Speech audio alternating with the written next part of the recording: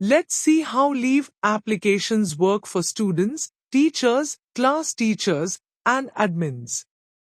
Student leave request. Log into the student app and go to My Profile account and support leave request. Tap the plus, add button, enter the reason for leave, select the leave type, choose the leave date, and send the request.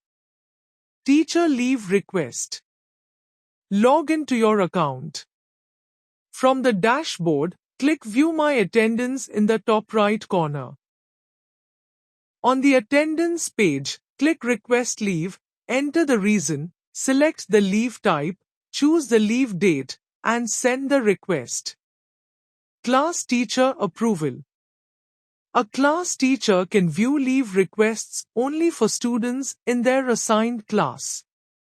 Go to My Profile account and support leave request, then open the Student Request tab.